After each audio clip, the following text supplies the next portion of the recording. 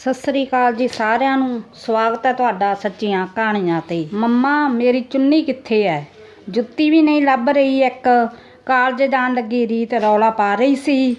ਬਲਵੀਰ ਕੌਰ ਰਸੋਈ ਵਿੱਚੋਂ ਕੰਮ ਕਰਦੀ ਔਖੀ ਹੋਈ ਬੋਲੀ, ਰੀਤ ਇੱਥੇ ਹੀ ਤਾਂ ਪਿਆ ਹੁੰਦਾ ਹੈ ਤੇਰਾ ਸਮਾਨ, ਕਿਉਂ ਤੰਗ ਕਰਦੀ ਐ? ਆਪਣੀਆਂ ਚੀਜ਼ਾਂ ਵੀ ਨਹੀਂ ਸੰਭਾਲ ਸਕਦੀ? ਬਲਵੀਰ ਕੌਰ ਨੇ ਖਿਜੀ ਆ ਕੇ ਰੀਤ ਦੀ ਚੁੰਨੀ ਤੇ ਉਸਦਾ बैग ते जुत्ती लभ के फड़ा दिती ते फिर क्या, चल इंज कर जल्दी जल्दी ना रोटी खा लै, हुण फिर कहना मम्मा लेट हो गई। रीत कहन लगी, मम्मा मैं अज रोटी नहीं खा के जानी, मैं तो पहले ही लेट हाँ, नहीं तो मेरा पहला लैक्चर लंघ जाना है, मैं बहुत जल्दी जाना है। रीत अपना बैग चुक के स्कूटरी स्टार्ट करन लगी तो उसकी माँ भज्जी थाली विच रोटी सब्जी पा के उसनूं स्कूटरी ते बैठी नूं ही खवाउण लग पई।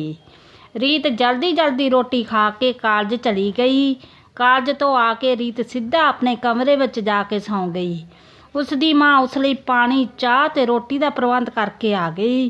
रीत माँ नाल गुस्से हो गई क्योंकि अज उसकी मनपसंद सब्जी नहीं बनी सी, तां भी उसकी माँ ने उसनूं प्याज की चटनी कुट के लिया दिती क्योंकि उसनूं बहुत पसंद सी। रीत दी अपनी माँ नाल बहुत ज़्यादा बनदी सी।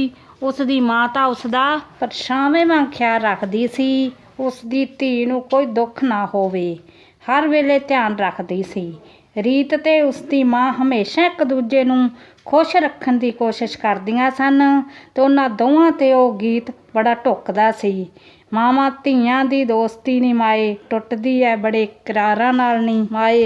रीत अपने पापा दी भी लाडली धी सी ते उसका पापा उसते जान वारदा। सारे पिंड दियां कुड़ियां विचों उसनूं सब तो पहलां चीज़ मिलदी सी। पिंड दियां कुड़ियां उसकी किस्मत दी खार खांदियां सन। उसदे दोवें सके भरा उसनूं राजकुमारी अंतरा रखदे सन। रीत कदे कदे अपने भरावां नाल लड़ पैंदी सी, पर माँ बाप दा फैसला पक्षपति जज्जां वांग हमेशा अपनी धी ते हक विच हुंदा सी। अज भी उसके पापा ने उस लई चाकलेट ते कुछ फ्रूटी वगैरह लिया के रखिया होया सी। उसका छोटा भरा आप खा के उसदियां चीज़ां भी खो के खा गया। रीत बहुत रोई तो उसके पापा ने उस समय उसनूं बहुत सारा खाण पीण का समान मंगवा दिता। रीत ने कदे भी घर का काम करके नहीं देखिया सी। बस जिस दिन कालज जाना हुंदा उस दिन सज्जरे उठदी सी, नहीं तो ऐतवार नूं तां ओह 12 बजे 1 बजे तक सुत्ती रहिंदी सी। कदे कदे रीत दी माँ ने गालां देणियां, नी कमलीए उठ खड़िया कर, सहुरे देखी तेरे किन्ने छित्तर पैने आ, सब ने कहना माँ ने कुछ सिखा के नहीं भेजी। रीत ने कहना कोई ना माँ तू फिकर ना कर, आपां सहुरे ही नहीं जाना, आपां तां हमेशा मम्मी दी बुक्कड़ विच रहना है। इन्ना कह के रीत अपनी माँ नूं जफ्फी पा लैंदी सी। माँ ने कहना नहीं मेरी कमलीए धीआं तां राजे रंक भी नहीं रख सके, फिर आपां किहड़े खेत दे बाग दी मूलियां, तैनूं भी तोड़ना पऊ दिल ते पत्थर रख के। ये सुन के रीत हस पैना, तू फिकर ना कर माँ, देखी मैं तां सस नूं भी माँ बना लैना है, वो भी तेरे नालों ज़्यादा ही करया करू, आहो करू मेरे नालों ज़्यादा, देखी जदों गुत्त पट के काम करवाया करू फिर आउणियां ज़्यादा तैनूं माँ दियां। इन्ना कह के माँ ने मूँह फैला लिया। रीत ने गाने गा के अपनी माँ नूं मना लेना, मावां मावां जन्नत दा परछावां, नी माए मैं तैथों एक पल भी दूर ना जावां, मैं ते तूं दोवें एक दूजी दा परछावां, तेरे विच मैं ते मेरे विच तूं, सब नूं नज़री आवां। रीत बिल्कुल अपनी माँ दी जवानी वेले दी कापी पेस्ट सी, अपनी माँ दी जवानी वेले दी कापी पेस्ट सी।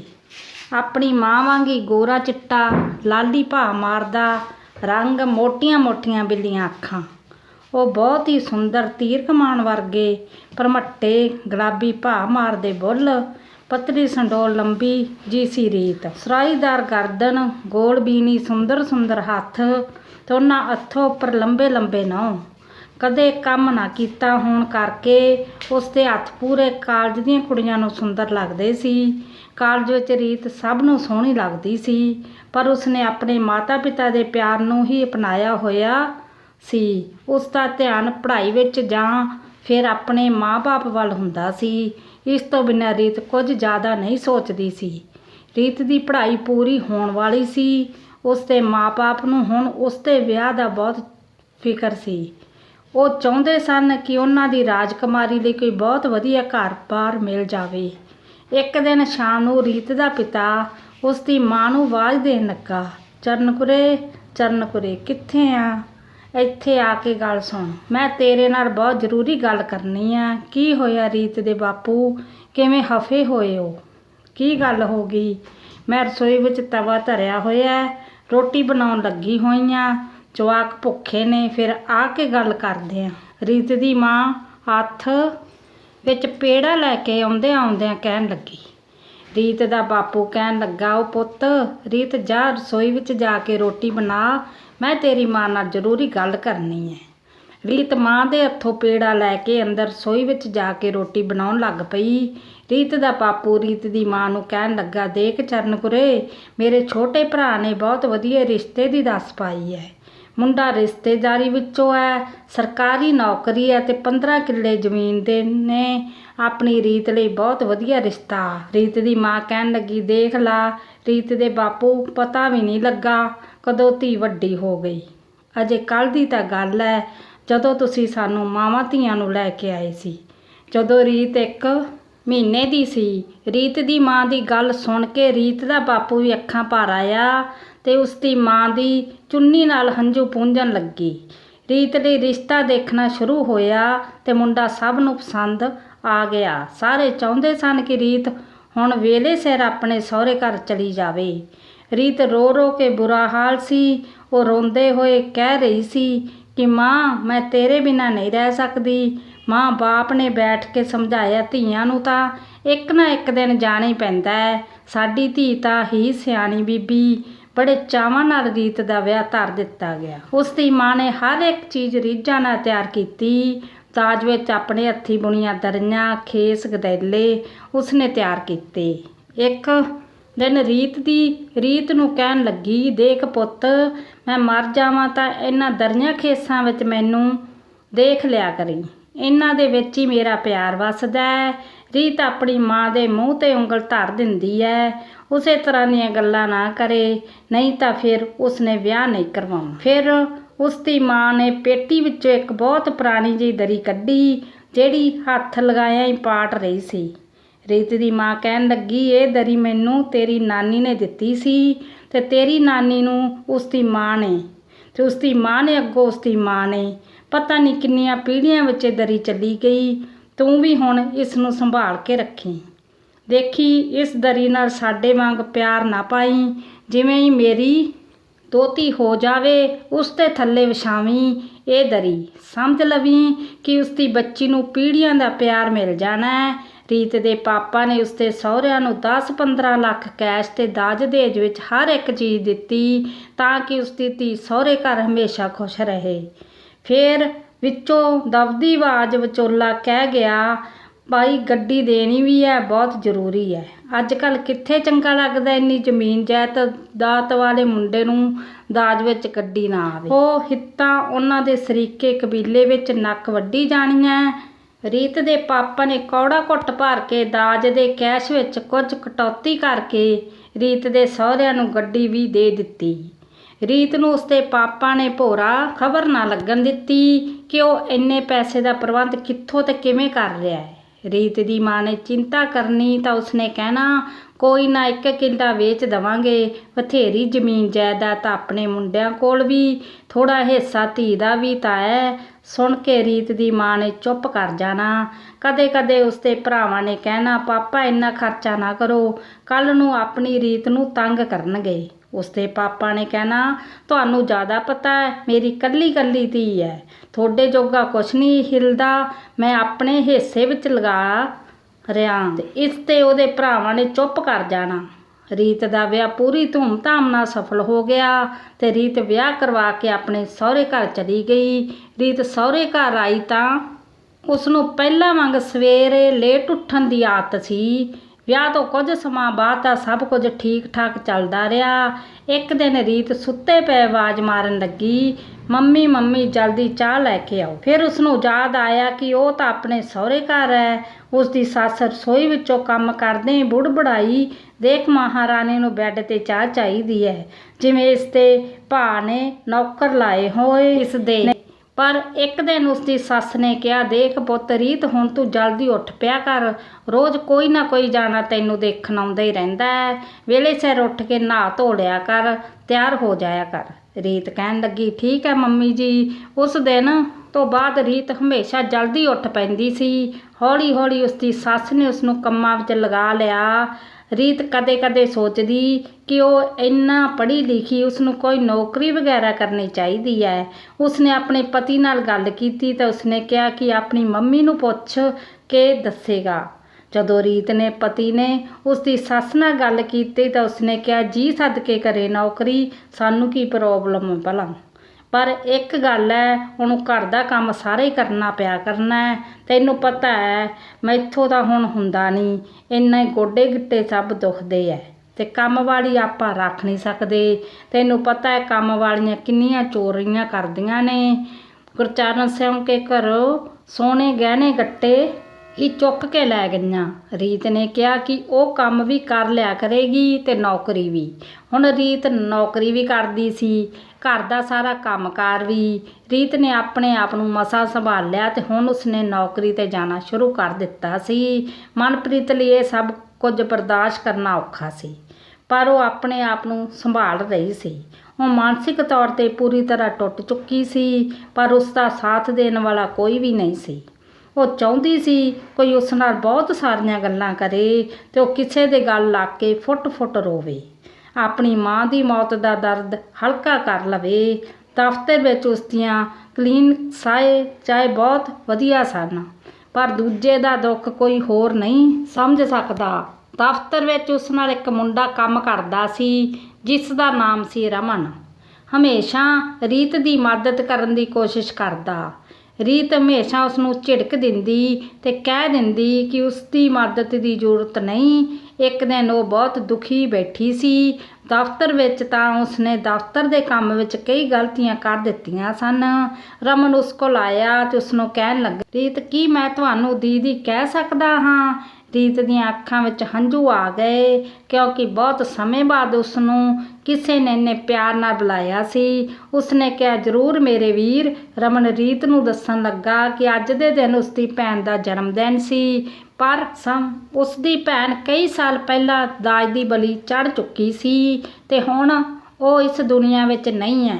ਉਸਦੇ ਸਹੁਰਿਆਂ ਦੇ ਮੈਂਬਰ ਜੇਲ੍ਹ ਵਿੱਚ ਹਨ, ਪਰ ਉਸਨੂੰ ਕੀ ਫਾਇਦਾ ਜਦੋਂ ਇਸ ਦੁਨੀਆ ਵਿੱਚ ਉਸਦੀ ਭੈਣ ਹੀ ਨਹੀਂ ਹੈ। ਰੀਤ ਦੀ ਜ਼ਿੰਦਗੀ ਇੱਕ ਕੋਹਲੂ ਦੇ ਬੈਲ ਵਾਂਗ ਹੋ ਗਈ ਸੀ। ਉਹ ਸਾਰਾ ਦਿਨ ਕਮਾਈ ਕਰਦੀ ਰਹਿੰਦੀ, ਪਰ ਫਿਰ ਵੀ ਮੱਥੇ 'ਤੇ ਸ਼ਿਕੰਜ ਨਹੀਂ ਆਉਣ ਦਿੰਦੀ ਸੀ। ਪੇਕੇ ਜਾਂਦੀ ਤਾਂ ਸੁੱਖ ਦਾ ਸਾਹ ਆ ਜਾਂਦਾ ਸੀ, ਪਰ ਸਹੁਰੇ ਫਿਰ ਕਹਿ ਦਿੰਦੇ ਸਨ ਕਿ ਸਾਡਾ ਨਹੀਂ ਸਰਦਾ, ਬਈ ਜਲਦੀ ਵਾਪਸ ਆ ਜਾਵੀਂ। 2-3 ਸਾਲ ਥਾਈਂ ਉਸਦੇ ਭਰਾਵਾਂ ਦੇ ਵਿਆਹ ਹੋ ਗਏ। ਘਰ ਵਿੱਚ ਭਰਜਾਈਆਂ ਆ ਗਈਆਂ। ਹੁਣ ਤਾਂ ਰੀਤ ਪੇਕਿਆਂ ਵਿੱਚ ਵੀ ਪੁੱਛ ਗਿੱਛ ਘੱਟ ਗਈ ਸੀ। ਉਸ ਦੀਆਂ ਭਰਜਾਈਆਂ ਉਸ ਨੂੰ ਇੰਨਾ ਜ਼ਿਆਦਾ ਪਸੰਦ ਨਹੀਂ ਕਰਦੀਆਂ ਸਨ, ਕਿਉਂਕਿ ਰੀਤ ਜਦੋਂ ਵੀ ਆਉਂਦੀ ਸੀ ਤਾਂ ਉਸ ਦੀ ਮਾਂ ਉਸ ਨੂੰ ਮਹਿੰਗੇ ਮਹਿੰਗੇ ਤੋਹਫੇ ਅਤੇ ਚੀਜ਼ਾਂ ਦਿੰਦੀ ਸੀ, ਜਿਹੜੀ ਚੀਜ਼ ਉਸ ਦੀਆਂ ਭਰਜਾਈਆਂ ਨੂੰ ਬਿਲਕੁਲ ਵੀ ਪਸੰਦ ਨਹੀਂ ਸੀ। ਰੀਤ ਦੀ ਬਦਲੀ ਕਿਤੇ ਦੂਰ ਹੋ ਗਈ ਤਾਂ ਰੀਤ ਨੇ ਆਪਣੇ ਪਤੀ ਨੂੰ ਕਿਹਾ ਕਿ ਉਹ ਨਵੀਂ ਸਕੂਟਰੀ ਲੈਣੀ ਚਾਹੁੰਦੀ ਹੈ। ਉਸ ਦੀ ਪੁਰਾਣੀ ਸਕੂਟਰੀ ਖਰਾਬ ਹੋ ਗਈ ਤਾਂ ਉਸਦੇ ਪਤੀ ਨੇ ਕਿਹਾ ਉਸਦੇ ਪੇਕੇ ਉਸਦੀ ਭਰਜਾਈ ਨੇ ਨਵੀਂ ਸਕੂਟਰੀ ਲਈ ਹੈ, ਉਹ ਲੈ ਆਵੇ। ਪਰ ਰੀਤ ਕਹਿਣ ਲੱਗੀ, ਕਿਉਂ ਇਸ ਤਰ੍ਹਾਂ ਨਹੀਂ ਕਰ ਸਕਦੀ। ਉਸਦੇ ਪਤੀ ਨੇ ਉਸਦੀ ਸੱਸ ਨੂੰ ਫੋਨ ਕਰ ਦਿੱਤਾ ਅਤੇ ਕਿਹਾ, ਮੰਮੀ ਜੀ ਰੀਤ ਨੂੰ ਬਹੁਤ ਔਖਾ ਹੈ ਅੱਜ ਕੱਲ੍ਹ ਜਾਣਾ ਆਉਣਾ, ਜੇ ਤੁਸੀਂ ਸਕੂਟਰੀ ਭੇਜ ਦਿੰਦੇ ਤਾਂ ਵਿਚਾਰੀ ਨੂੰ ਸੌਖਾ ਹੋ ਜਾਂਦਾ। ਮੈਂ ਤਾਂ ਕੀ ਲੈਣਾ ਹੈ, ਤੁਹਾਡੀ ਧੀ ਨੂੰ ਸੁੱਖ ਮਿਲਣਾ ਹੈ। ਉਸ ਦੀ ਮਾਂ ਨੇ ਘਰ ਵਿੱਚ ਕਲੇਸ਼ ਖੜਾ ਕਰ ਲਿਆ ਕਿ ਉਸ ਦੀ ਧੀ ਨੂੰ ਸਕੂਟਰੀ ਭੇਜੀ ਜਾਵੇ। ਘਰ ਵਿੱਚ 3 ਵਿਆਹ ਕਰਕੇ ਹੁਣ ਘਰ ਦੇਣ ਦੀ ਹਾਲਾਤ ਇੰਨੇ ਚੰਗੇ ਨਹੀਂ ਸਨ ਕਿ ਰੱਖੇ ਕਿ ਉਹ ਇੱਕ ਹੋਰ ਨਵੀਂ ਸਕੂਟਰੀ ਲੈ ਸਕਦੇ। ਕੌੜਾ ਘੁੱਟ ਭਰ ਕੇ ਉਸਦੀ ਭਰਜਾਈ ਦੀ ਸਕੂਟਰੀ ਰੀਤ ਨੂੰ ਭੇਜ ਦਿੱਤੀ ਗਈ। ਰੀਤ ਸਕੂਟਰੀ ਦੇਖ ਕੇ ਬਹੁਤ ਜ਼ਿਆਦਾ ਰੋਈ। ਉਸਦੀ ਭਰਜਾਈ ਉਸਨੂੰ ਹੋਰ ਜ਼ਿਆਦਾ ਨਫ਼ਰਤ ਕਰਨ ਲੱਗੀ। ਉਸਨੂੰ ਲੱਗਦਾ ਸੀ ਕਿ ਇਹ ਤਾਂ ਸਾਰਾ ਕੁਝ ਕਮਾਉਂਦੀ ਹੀ ਧੀ ਨੂੰ ਦੇਣ ਵਾਸਤੇ ਨੇ। ਰੀਤ ਮਾਂ ਬਣਨ ਵਾਲੀ ਸੀ ਤਾਂ ਉਸਦੇ ਸਹੁਰਿਆਂ ਨੇ ਉਸਦੀ ਸਾਂਭ ਸੰਭਾਲ ਲਈ ਉਸਨੂੰ ਉਸਦੇ ਪੇਕੇ ਭੇਜ ਦਿੱਤਾ। ਰੀਤ ਪੇਕੇ ਆ ਤਾਂ ਗਈ ਪਰ ਉਹ ਆਪਣੀਆਂ ਭਰਜਾਈਆਂ ਦੀਆਂ ਚੁਭਵੀਆਂ ਅੱਖਾਂ ਦਾ ਸਾਹਮਣਾ ਨਹੀਂ ਕਰ ਪਾ ਰਹੀ ਸੀ। ਉਸਦਾ ਸਾਰਾ ਦਿਨ ਰੋਂਦੇ ਹੋਏ ਨਿਕਲ ਜਾਂਦਾ। ਉਸਦੀ ਮਾਂ ਉਸਨੂੰ ਬਹੁਤ ਜ਼ਿਆਦਾ ਪਿਆਰ ਕਰਦੀ ਸੀ। ਉਸਦਾ ਪਿਓ ਵੀ ਉਸਨੂੰ ਜ਼ਿੰਦਗੀ ਦੀਆਂ ਸਾਰੀਆਂ ਖੁਸ਼ੀਆਂ ਦੇਣ ਦੀ ਕੋਸ਼ਿਸ਼ ਕਰਦਾ, ਪਰ ਕਿਤੇ ਨਾ ਕਿਤੇ ਜ਼ਿੰਦਗੀ ਵਿੱਚ ਇੱਕ ਖਾਲੀਪਣ ਸੀ ਜਿਸ ਨੂੰ ਰੀਤ ਚਾਹ ਕੇ ਵੀ ਭਰ ਨਹੀਂ ਪਾ ਰਹੀ ਸੀ। ਮਨ ਵਿੱਚ ਇੱਕ ਉਦਾਸੀ ਸੀ ਜਿਹੜੀ ਉਸਦੇ ਚਿਹਰੇ ਤੋਂ ਸਾਫ਼ ਦਿਖਾਈ ਦਿੰਦੀ ਸੀ। ਇੱਕ ਦਿਨ ਤਾਂ ਹੱਦ ਹੋ ਗਈ। ਰੀਤ ਦੀ ਮਾਂ ਨੇ ਖਰੀਦੀ ਲਈ ਖਾਣ ਪੀਣ ਲਈ ਬਹੁਤ ਸਾਰਾ ਸਮਾਨ ਮੰਗਵਾ ਲਿਆ ਤੇ ਉਸਦੀਆਂ ਭਰਜਾਈਆਂ ਨੇ ਨੱਕ ਚੜ੍ਹਾ ਲਏ। ਰੀਤ ਦੇ ਪਾਪਾ ਨੇ ਸਮਾਨ ਲਿਆ ਕੇ ਰੀਤ ਨੂੰ ਫੜਾ ਦਿੱਤਾ। ਦਲਜੀਤ ਨੇ ਆਪਣੀ ਭਰਜਾਈ ਮੀਤ ਨੂੰ ਸਮਾਨ ਫੜਾਉਂਦੇ ਹੋਏ ਕਿਹਾ, ਆਹ ਲਓ ਭਾਬੀ ਜੀ। ਅੱਗੋਂ ਮੀਤ ਨੇ ਗੁੱਸੇ ਵਿੱਚ ਕਿਹਾ, ਤੂੰ ਹੀ ਡੱਫ ਲਾ, ਅਸੀਂ ਕੀ ਕਰਨਾ ਹੈ। ਰੀਤ ਕੌੜਾ ਘੁੱਟ ਭਰ ਕੇ ਚੁੱਪ ਹੋ ਗਈ। ਉਹ ਰੋਂਦੇ ਹੋਏ ਅੰਦਰ ਚਲੀ ਗਈ, ਪਰ ਉਹਨਾਂ ਵਿੱਚੋਂ ਹੋਈ ਬਹਿਸ ਨੂੰ ਉਸਦੀ ਮਾਂ ਨੇ ਸੁਣ ਲਿਆ। ਉਸਦੀ ਮਾਂ ਨੇ ਪਰਛਾਵੇਂ ਵਾਂਗ ਆ ਕੇ ਖੜੀ ਹੋ ਗਈ। ਉਸ ਦਿਨ ਰੀਤ ਦੀ ਮਾਂ ਨੇ ਉਸਦੀ ਭਰਜਾਈ ਵਿੱਚ ਬਹੁਤ ਜ਼ਿਆਦਾ ਲੜਾਈ ਹੋਈ। ਪ੍ਰੀਤ ਨੇ ਰੀਤ ਨੂੰ ਬੁਲਾਉਣਾ ਹੀ ਬੰਦ ਕਰ ਦਿੱਤਾ। ਰੀਤ ਨੇ ਮੀਤ ਬਹੁਤ ਪਰ ਸੁਲ੍ਹਾ ਸਲਾਹੀ ਕਰਨ ਦੀ ਕੋਸ਼ਿਸ਼ ਕੀਤੀ। ਮੀਤ ਤੇ ਪ੍ਰੀਤ ਉਸਨੂੰ ਬਿਲਕੁਲ ਪਸੰਦ ਨਹੀਂ ਕਰਦੀਆਂ ਸਨ। ਰੀਤ ਨੂੰ ਡਾਕਟਰ ਨੇ ਇਹਨਾਂ ਦਿਨਾਂ ਵਿੱਚ ਜ਼ਿਆਦਾ ਚਿੰਤਤ ਕਰਨ ਤੋਂ ਮਨਾ ਕੀਤਾ ਸੀ। ਉਸਦੀ ਮਾਂ ਨੇ ਉਸਦਾ ਦਿਲ ਲਗਾਉਣ ਦੇ ਬਹੁਤ ਜ਼ਿਆਦਾ ਯਤਨ ਕੀਤੇ, ਪਰ ਰੀਤ ਨੂੰ ਆਪਣੀ ਭਰਜਾਈ ਦੇ ਵਿਵਹਾਰ ਦੇਖ ਕੇ ਬਹੁਤ ਰੋਣਾ ਆਉਂਦਾ ਸੀ। ਉਸਨੂੰ ਲੱਗਦਾ ਸੀ ਸ਼ਾਇਦ ਉਹ ਹੀ ਬੁਰੀ ਹੈ, ਜਿਸ ਕਾਰਨ ਉਸਨੂੰ ਉਸਦੇ ਸਹੁਰੇ ਵੀ ਤੇ ਪੇਕੇ ਵੀ ਨਫ਼ਰਤ ਕਰਦੇ ਨੇ। ਉਸਦੀ ਮਾਂ ਨੇ ਉਸਨੂੰ ਸਮਝਾਉਣ ਦਾ ਬਹੁਤ ਯਤਨ ਕੀਤਾ ਕਿ ਉਹਨਾਂ ਦੀ ਲਾਡਲੀ ਹੈ ਤੇ ਹਮੇਸ਼ਾ ਲਾਡਲੀ ਰਹੇਗੀ। ਕੁਝ ਮਹੀਨਿਆਂ ਬਾਅਦ ਰੀਤ ਨੇ ਇੱਕ ਬਹੁਤ ਹੀ ਸੁੰਦਰ ਤੇ ਪਿਆਰੀ ਬੱਚੀ ਨੂੰ ਜਨਮ ਦਿੱਤਾ। ਉਸਦੇ ਸਹੁਰੇ ਖਬਰ ਪਹੁੰਚੀ ਤਾਂ ਆਲੇ ਦੁਆਲੇ ਆਂਢ ਗੁਆਂਢ ਨੇ ਪੁੱਛਿਆ ਕਿ ਬਾਈ ਨਹੁੰ ਰਾਣੀ ਕੋਲ ਕੀ ਬੱਚਾ ਹੋਇਆ, ਤਾਂ ਉਸਦੀ ਸੱਸ ਨੇ ਨੱਕ ਚੜ੍ਹਾ ਕੇ ਉੱਤਰ ਦਿੱਤਾ, ਬਾਈ ਕੀ ਦੱਸੀਏ, ਪੱਥਰ ਆਇਆ। ਰੀਤ ਨੇ ਸੱਸ ਸਹੁਰਾ ਲੋਕ ਲਾਜ ਕਾਰਨ ਆਪਣੀ ਪੋਤੀ ਦੇਖਣ ਆਏ। ਮੀਤ ਤੇ ਪ੍ਰੀਤ ਨੇ ਉਸਦੀ ਸੱਸ ਕੋਲ ਰੀਤ ਦੀਆਂ ਚੁਗਲੀਆਂ ਕਰਨੀਆਂ ਸ਼ੁਰੂ ਕਰ ਦਿੱਤੀਆਂ। ਪ੍ਰੀਤ ਕਹਿਣ ਲੱਗੀ, ਤੁਸੀਂ ਧੰਨ ਹੋ ਮਾਸੀ ਜੀ ਜਿਹੜਾ ਰੀਤ ਨਾਲ ਕੱਟੀ ਜਾਂਦੇ ਹੋ। ਚੱਲ ਸਾਡੀ ਰੀਤ ਤਾਂ ਇੰਨੀ ਸਮਝਦਾਰ ਹੈ ਨਹੀਂ, ਪਰ ਤੁਸੀਂ ਉਸਨੂੰ ਸਮਝਦਾਰੀ ਨਾਲ ਪਿਆਰ ਨਾਲ ਕੰਮ ਕਰਵਾ ਲਿਆ ਕਰੋ। ਉਸ ਤੋਂ ਸਾਡੇ ਤਾਂ ਇੱਥੇ ਮੰਮੀ ਜੀ ਉਸਨੂੰ ਕੋਈ ਕੰਮ ਨਹੀਂ ਕਰਨ ਦਿੰਦੇ। ਰੀਤ ਦੀ ਸੱਸ ਵੀ ਮਿੱਠੇ ਪੋਚੇ ਪਾਉਣ ਲੱਗੀ, ਕੋਈ ਨਾ ਪੁੱਤ ਅਸੀਂ ਕੀ ਕੰਮ ਕਰਾਉਣਾ ਵਿਚਾਰੀ ਤੋਂ, ਸਾਡੇ ਤਾਂ ਸਾਰੇ ਕੰਮ ਨੌਕਰ ਚਾਕਰੀ ਕਰਦੇ ਨੇ। ਰੀਤ ਦੀ ਸੱਸ ਸਹੁਰਾ ਰੀਤ ਦੀ ਲਈ ਪੰਜੀਰੀ ਦਾ ਸਮਾਨ ਖੇਡਾਂ ਆਦਿ ਲੈ ਕੇ ਆਏ ਸਨ।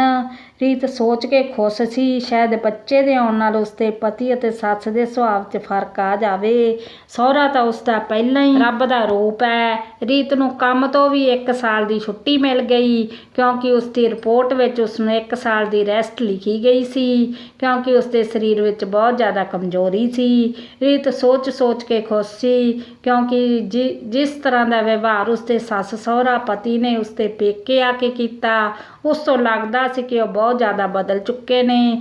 ਹੁਣ ਉਸਨੂੰ ਭਰਜਾਈਆਂ ਦੀਆਂ ਚੁਭਵੀਆਂ ਅੱਖਾਂ ਵੀ ਨਹੀਂ ਦਿਖਦੀਆਂ ਸਨ, ਬਲਕਿ ਐਵੇਂ ਲੱਗਦਾ ਕਿ ਉਹ ਵੀ ਉਸਨੂੰ ਬਹੁਤ ਪਿਆਰ ਕਰਦੀਆਂ ਨੇ। ਬੱਚਾ ਆਉਣ ਨਾਲ ਜਿਵੇਂ ਉਸਦੀ ਦੁਨੀਆ ਬਦਲ ਗਈ ਸੀ। ਕੁਝ ਮਹੀਨਿਆਂ ਤੱਕ ਉਸਦੇ ਸਹੁਰੇ ਉਸਨੂੰ ਲੈ ਗਏ। ਰੀਤ ਆਪਣੇ ਸਹੁਰੇ ਘਰ ਆ ਗਈ। ਹੁਣ ਸਹੁਰੇ ਘਰ ਕੁਝ ਫਰਕ ਸੀ। ਉਹਨਾਂ ਨੇ ਇੱਕ ਕੰਮ ਵਾਲੀ ਵੀ ਲਗਾਈ ਹੋਈ ਸੀ, ਪਰ ਇਹ ਸਭ ਕੁਝ ਸ਼ਾਇਦ ਰੀਤ ਨੂੰ ਭੁਲੇਖਾ ਸੀ। ਸਭ ਬਦਲ ਗਿਆ ਹੈ। ਹੁਣ ਉਸਦੇ ਪਤੀ ਨੇ ਉਸ ਨਾਲ ਗੱਲ 'ਤੇ ਲੜਨਾ ਸ਼ੁਰੂ ਕਰ ਦਿੱਤਾ ਕਿ ਉਸ ਕੋਲ ਬੇਟਾ ਕਿਉਂ ਨਹੀਂ ਹੋਇਆ, ਬੇਟੀ ਕਿਉਂ ਹੋਈ ਹੈ। ਦਿਨ ਰਾਤ ਘਰ ਵਿੱਚ ਲੜਾਈ ਕਲੇਸ਼ ਰਹਿੰਦਾ। ਉਸਦਾ ਪਤੀ ਰਾਤ ਨੂੰ ਸ਼ਰਾਬ ਨਾਲ ਰੱਜਿਆ ਹੋਇਆ ਘਰ ਆਉਂਦਾ ਤੇ ਉਸਦੇ ਵਿਵਹਾਰ ਤੋਂ ਉਸਦੇ ਦਫ਼ਤਰ ਵਾਲੇ ਵੀ ਬਹੁਤ ਦੁਖੀ ਸਨ। ਜਿਸ ਕਾਰਨ ਉਸ ਨੂੰ 6 ਮਹੀਨਿਆਂ ਦੇ ਨੋਟਿਸ ਤੋਂ ਬਾਅਦ ਨੌਕਰੀ ਤੋਂ ਬਰਖਾਸਤ ਕਰ ਦਿੱਤਾ ਗਿਆ ਸੀ। ਰੀਤ ਦਾ ਸਹੁਰਾ ਜਦੋਂ ਉਸਦੇ ਪਤੀ ਤੇ ਗੁੱਸੇ ਹੋਣ ਲੱਗਿਆ ਤਾਂ ਉਸਦੀ ਸੱਸ ਉਸਦੇ ਬਚਾਅ ਵਿੱਚ ਆ ਗਈ ਤੇ ਕਹਿਣ ਲੱਗੀ, ਕੀ ਕਰੇ ਵਿਚਾਰਾ, ਇੱਕ ਤਾਂ ਇਸ ਕੁਲੱਛਣੀ ਨੇ ਇਹਨੂੰ ਪੱਥਰ ਦਿੱਤਾ ਹੈ, ਹੁਣ ਜਵਾਕ ਨੇ ਕਿਸੇ ਤਰ੍ਹਾਂ ਆਪਣਾ ਮਨ ਤਾਂ ਠੀਕ ਕਰਨਾ ਹੈ, ਉਹ ਕੀ ਜਾਣ ਬੁੱਝ ਕੇ ਪੀਂਦਾ ਹੈ, ਬਸ ਦਿਲ ਦਾ ਦੁੱਖ ਹੌਲਾ ਕਰਨ ਲਈ ਪੀਂਦਾ ਹੈ। ਉਸ ਦਾ ਸਹੁਰਾ ਗੁੱਸੇ ਵਿੱਚ ਦੰਦ ਪੀ ਕੇ ਰਹਿ ਜਾਂਦਾ ਹੈ ਤੇ ਉਸਦੀ ਸੱਸ ਨੂੰ ਕਹਿੰਦਾ ਹੈ, ਇੱਕ ਦਿਨ ਪਛਤਾਏਂਗੀ ਜੋ ਤੂੰ ਅੱਜ ਕਰ ਰਹੀ ਹੈ। ਉਸਦੀ ਸੱਸ ਕਹਿੰਦੀ ਹੈ, ਹੁਣ ਬਸ ਵੀ ਕਰੋ, ਜੋ ਕਹਿਣਾ ਮੈਨੂੰ ਕਹਿ ਲਓ, ਪਰ ਮੇਰੇ ਵਿਚਾਰੇ ਮੁੰਡੇ ਨੂੰ ਕੁਝ ਨਹੀਂ ਕਹਿਣਾ। ਰੀਤ ਦਾ ਪਤੀ ਆਪਣੀ ਮਾਂ ਕੋਲ ਖੁੱਲ੍ਹ ਖਰਚਾ ਲੈ ਕੇ ਜਾਂਦਾ ਸੀ। ਹੁਣ ਸ਼ਰਾਬ ਦੇ ਨਾਲ ਤਰ੍ਹਾਂ ਤਰ੍ਹਾਂ ਦੇ ਨਸ਼ੇ ਵੀ ਕਰਨ ਲੱਗਿਆ ਸੀ। ਰੀਤ ਜਦੋਂ ਵੀ ਉਸ ਨੂੰ ਰੋਕਦੀ ਤਾਂ ਉਸ ਨਾਲ ਮਾਰ ਕੁਟਾਈ ਤੇ ਉੱਤਰ ਆਉਂਦਾ। ਹੁਣ ਬਸ ਹੋ ਚੁੱਕੀ ਸੀ। ਹੁਣ ਆਪਣੀ ਹਾਲਾਤ ਬਾਰੇ ਆਪਣੇ ਪੇਕਿਆਂ ਨੂੰ ਜਾਣੂ ਕਰਾਉਣਾ ਚਾਹੁੰਦੀ ਸੀ, ਪਰ ਸੋਚ ਕੇ ਚੁੱਪ ਕਰ ਜਾਂਦੀ, ਜੇਕਰ ਉਸਦੇ ਬਾਪ ਨੂੰ ਪਤਾ ਲੱਗਿਆ ਤਾਂ ਉਹ ਵੀ ਦੁਖੀ ਹੋਵੇਗਾ। ਇੱਕ ਦਿਨ ਰੀਤ ਆਪਣੀ ਮਾਂ ਨਾਲ ਫੋਨ ਤੇ ਗੱਲ ਕਰ ਰਹੀ ਸੀ। ਉਸ ਦੀ ਮਾਂ ਨੇ ਕਿਹਾ ਕਿ ਉਸਦੇ ਮਾਮਾ ਜੀ ਦੀ ਬੇਟੀ ਆਪਣੇ ਪਤੀ ਨਾਲ ਤੋੜ ਵਿਛੋੜਾ ਕਰਕੇ ਪੇਕੇ ਰਹਿਣ ਆ ਗਈ ਹੈ। ਤੇਰੇ ਨਾਨਕੇ ਪਿੰਡ ਵਿੱਚ ਤ੍ਰਹਿ ਤ੍ਰਹਿ ਹੋ ਰਹੀ ਹੈ। ਕੁੜੀ ਪੇਕੇ ਆ ਕੇ ਬੈਠ ਗਈ। ਉਸਦੀ ਮਾਮੀ ਨੂੰ ਤਾਂ ਹਾਰਟ ਅਟੈਕ ਆ ਗਿਆ, ਵਿਚਾਰੀ ਹਸਪਤਾਲ ਦਾਖਲ ਹੈ। ਰੀਤ ਆਪਣੇ ਹੰਝੂ ਬੜੀ ਮੁਸ਼ਕਲ ਨਾਲ ਰੋਕ ਰਹੀ ਸੀ। ਉਸਨੇ ਆਪਣੀ ਮਾਂ ਨੂੰ ਕਿਹਾ ਸੀ, ਹੁਣ ਘੁੰਮਣ ਚੱਲੇ ਆ, ਮੈਂ ਤੁਹਾਨੂੰ ਆ ਕੇ ਫੋਨ ਕਰਦੀ ਹਾਂ। ਰੀਤ ਕਮਰੇ ਅੰਦਰ ਜਾ ਕੇ ਬਹੁਤ ਜ਼ਿਆਦਾ ਰੋਈ।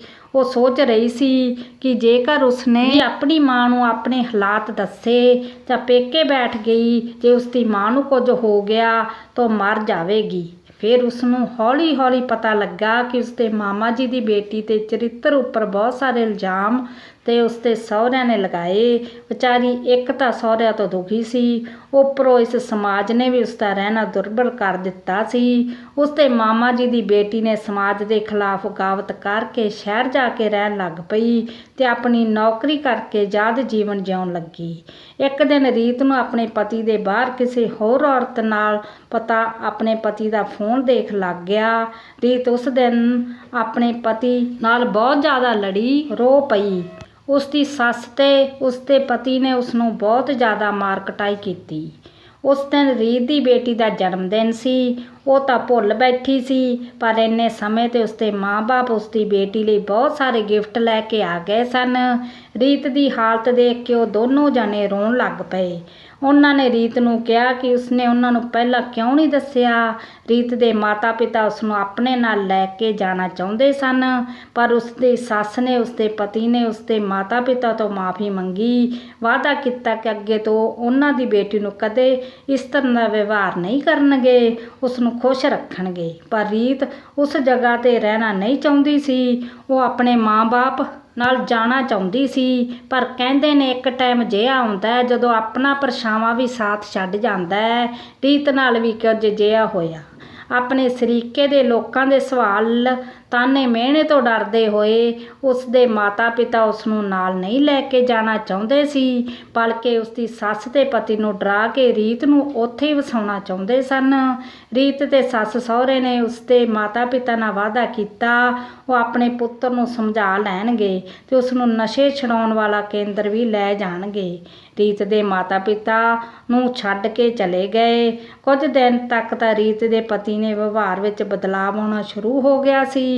ਉਸਨੇ ਆਪਣੇ ਬੇਟੀ ਨਾਲ ਖੇਡਣਾ ਸ਼ੁਰੂ ਕਰ ਦਿੱਤਾ ਸੀ। ਛੋਟੀ ਬੱਚੀ ਦੀਆਂ ਹਰਕਤਾਂ ਉਸਦੇ ਪਿਓ ਦਾ ਮਨ ਪਿਘਲਾ ਰਹੀਆਂ ਸਨ। ਟਾਈਮ ਸਿਰ ਘਰ ਆ ਜਾਂਦਾ ਸੀ, ਤੇਰੇ ਨਾਲ ਵੀ ਆਪਣਾ ਵਧੀਆ ਸਮਾਂ ਬਤੀਤ ਕਰਦਾ ਸੀ। ਰੀਤ ਖੁਸ਼ ਸੀ ਕਿ ਉਸਦੇ ਪਤੀ ਦੇ ਬਦਲਾਵ ਨਜ਼ਰ ਆ ਰਿਹਾ ਹੈ। ਰੀਤ ਦੀ ਸੱਸ ਨੇ ਵੀ ਆਪਣੀ ਪੋਤੀ ਨਾਲ ਖੇਡਣਾ ਸ਼ੁਰੂ ਕਰ ਦਿੱਤਾ ਸੀ, ਕਿਉਂਕਿ ਰੀਤ ਦੇ ਨੌਕਰੀ ਜੁਆਇਨ ਕਰਨ ਦੇ ਦਿਨ ਨੇੜੇ ਆ ਰਹੇ ਸਨ। ਰੀਤ ਦੇ ਜੀਵਨ ਵਿੱਚ ਹੌਲੀ ਹੌਲੀ ਖੁਸ਼ੀਆਂ ਵਾਪਸ ਆ ਰਹੀਆਂ ਸਨ। ਭਾਵੇਂ ਹੁਣ ਵੀ ਘਰ ਵਿੱਚ ਉਸਦੀ ਕੋਈ ਜ਼ਿਆਦਾ ਪਰਵਾਹ ਨਹੀਂ ਕਰਦਾ ਸੀ, ਪਰ ਲੜਾਈ ਕਲੇਸ਼ ਤੋਂ ਕੁਝ ਛੁਟਕਾਰਾ ਮਿਲ ਗਿਆ ਸੀ। ਰੀਤ ਜੇਕਰ ਬਿਮਾਰ ਹੁੰਦੀ ਤਾਂ ਵੀ ਉਸਨੂੰ ਸਹੁਰੇ ਘਰ ਵਿੱਚ ਬਿਮਾਰ ਨਹੀਂ ਸਮਝਿਆ ਜਾਂਦਾ ਸੀ, ਸਗੋਂ ਇਹ ਕਿਹਾ ਜਾਂਦਾ ਸੀ ਕਿ ਇਹ ਤਾਂ ਸਭ ਤੇਰੇ ਪਖੰਡ ਨੇ। ਦੂਜੇ ਪਾਸੇ ਰੀਤ ਦੀ ਮਾਂ ਰੀਤ ਨੂੰ ਲੈ ਕੇ ਤਾਂ ਨਹੀਂ ਗਈ, ਪਰ ਰੀਤ ਦੀ ਹਾਲਤ ਦੇਖਦਿਆਂ ਹੋਇਆ ਉਹ ਸਹਿਣ ਨਹੀਂ ਕਰ ਪਾ ਰਹੀ ਸੀ। ਇੱਕ ਦਿਨ ਉਸਨੂੰ ਹਾਰਟ ਅਟੈਕ ਦਾ ਦੌਰਾ ਆਇਆ ਤੇ ਇਸ ਦੁਨੀਆ ਤੋਂ ਹਮੇਸ਼ਾ ਲਈ ਅਲਵਿਦਾ ਕਹਿ ਗਈ। ਰੀਤ ਦੇ ਸਿਰ ਤੋਂ ਹੁਣ ਮਾਂ ਦਾ ਪਰਛਾਵਾਂ ਉੱਠ ਚੁੱਕਾ ਸੀ। ਰੀਤ ਦਾ ਰੋ ਰੋ ਬੁਰਾ ਹਾਲ ਸੀ। ਉਹ ਆਪਣੇ ਆਪ ਨੂੰ ਸੰਭਾਲ ਨਹੀਂ ਪਾ ਰਹੀ ਸੀ। ਰੀਤ ਉਸਨੂੰ ਕਹਿੰਦੀ ਹੈ ਕਿ ਉਹ ਆਪਣਾ ਦੁੱਖ ਖੋਲ੍ਹ ਕੇ ਉਸਨੂੰ ਦੱਸ ਸਕਦਾ ਹੈ। ਉਹ ਦੱਸਦਾ ਹੈ ਕਿ ਉਸਦੀ ਭੈਣ ਉਸਦੇ ਸਹੁਰੇ ਦਾਜ ਦਹੇਜ ਲਈ ਬਹੁਤ ਜ਼ਿਆਦਾ ਤੰਗ ਕਰਦੇ ਸਨ, ਜਿਸ ਕਰਕੇ ਉਸਦੀ ਭੈਣ ਨੇ ਪਤਾ ਨਹੀਂ ਖੁਦਕੁਸ਼ੀ ਕੀਤੀ ਸੀ ਜਾਂ ਉਸਦੇ ਸਹੁਰਿਆਂ ਨੇ ਉਸਨੂੰ ਕੁਝ ਦੇ ਕੇ ਮਾਰਿਆ ਸੀ। ਪਰ ਉਹ ਕੇਸ ਹਾਰ ਗਏ ਸਨ ਤੇ ਹੁਣ ਜੇਲ੍ਹ ਵਿੱਚ ਸਨ। ਉਸਦੀ ਭੈਣ ਮਰਨ ਤੋਂ ਪਹਿਲਾਂ ਉਹਨਾਂ ਕੋਲ ਆਈ ਸੀ ਤੇ ਉਹ ਆਪਣੇ ਸਹੁਰੇ ਵਾਪਸ ਨਹੀਂ ਜਾਣਾ ਚਾਹੁੰਦੀ ਸੀ, ਪਰ ਅਸੀਂ ਲੋਕ ਲਾਜ ਤੋਂ ਡਰਦਿਆਂ ਉਸਨੂੰ ਘਰ ਨਹੀਂ ਰੱਖਿਆ। ਉਹ ਅੱਜ ਵੀ ਇਹ ਸੋਚ ਕੇ ਰੋਂਦਾ ਹੈ ਕਿ ਕਾਸ਼ ਉਸ ਦਿਨ ਉਸਨੇ ਆਪਣੀ ਭੈਣ ਨੂੰ ਰੱਖ ਲਿਆ ਹੁੰਦਾ ਤਾਂ ਉਹ ਦੁਨੀਆ ਛੱਡ ਕੇ ਇੰਨੀ ਦੂਰ ਨਾ ਜਾਂਦੀ। ਉਸਨੇ ਰੀਤ ਨੂੰ ਪੁੱਛਿਆ, ਭੈਣੇ ਤੂੰ ਕਿਉਂ ਦੁਖੀ ਰਹਿੰਦੀ ਹੈ? ਰੀਤ ਨੇ ਕਿਹਾ, ਕੁਝ ਨਹੀਂ, ਮੇਰੀ ਆਪਣੀ ਮਾਂ ਨਾਲ ਬਹੁਤ ਜ਼ਿਆਦਾ ਲਗਾਅ ਸੀ। ਉਸ ਦੀ ਮੌਤ ਤੋਂ ਬਾਅਦ ਮੈਂ ਆਪਣੇ ਆਪ ਨੂੰ ਸੰਭਾਲ ਨਹੀਂ ਪਾ ਰਹੀ ਹਾਂ। ਇਸ 'ਤੇ ਰਾਮਾ ਨੂੰ ਉਸਨੂੰ ਕਹਿੰਦਾ ਹੈ ਕਿ ਕਿਉਂ ਨਾ ਅੱਜ ਆਪਾਂ ਦੋਵੇਂ ਭੈਣ ਭਰਾ ਪਾਰਟੀ ਕਰੀਏ ਤੇ ਤੇਰੇ ਜਨਮ ਦਿਨ ਮਨਾਈਏ। ਯਾਨੀ ਕਿ ਮੇਰੀ ਭੈਣ ਰੀਤ ਮੰਨ ਗਈ ਤੇ ਉਹਨਾਂ ਨੇ ਸਭ ਮਿਲ ਕੇ ਕੇਕ ਕੱਟਿਆ। ਕਿੰਨੇ ਦਿਨਾਂ ਬਾਅਦ ਰੀਤ ਨੂੰ ਕੁਝ ਖੁਸ਼ੀ ਮਹਿਸੂਸ ਹੋਈ। ਰੀਤ ਦੀ ਜ਼ਿੰਦਗੀ 'ਚ ਸਭ ਕੁਝ ਸਹੀ ਚੱਲ ਰਿਹਾ ਸੀ। ਇੱਕ ਦਿਨ ਉਸਨੂੰ ਬਹੁਤ ਜ਼ਿਆਦਾ ਤੇਜ਼ ਬੁਖਾਰ ਹੋਇਆ। ਘਰ ਵਿੱਚ ਕੋਈ ਸਮਝਣ ਵਾਲਾ ਨਹੀਂ ਸੀ ਜੋ ਉਸ ਦੀ ਸੰਭਾਲ ਕਰ ਸਕਦਾ। ਰੀਤ ਨੇ ਆਪਣਾ ਬੁਖਾਰ ਚੈੱਕ ਕੀਤਾ ਤੇ ਉਸਨੂੰ 104 ਬੁਖਾਰ ਸੀ। ਰੀਤ ਨੇ ਅੰਦਰ ਜਾ ਕੇ ਫੋਨ 'ਤੇ ਗਾਣਾ ਸੁਣਨਾ ਸ਼ੁਰੂ ਕਰ ਦਿੱਤਾ, ਅੰਮ੍ਰਿਤ ਮਾਨ ਦਾ ਸੁਪਨੇ ਵਿੱਚ ਆਇਆ ਕਰ ਮਾਂ। ਰੀਤ ਦੇ ਆਲੇ ਦੁਆਲੇ ਉਸਨੂੰ ਥੋੜ੍ਹਾ ਥੋੜ੍ਹਾ ਪਤਾ ਚੱਲ ਰਿਹਾ ਸੀ। ਉਹ ਪੂਰੀ ਤਰ੍ਹਾਂ ਬੇਵੱਸ ਹੋ ਕੇ ਗਿਰ ਗਈ।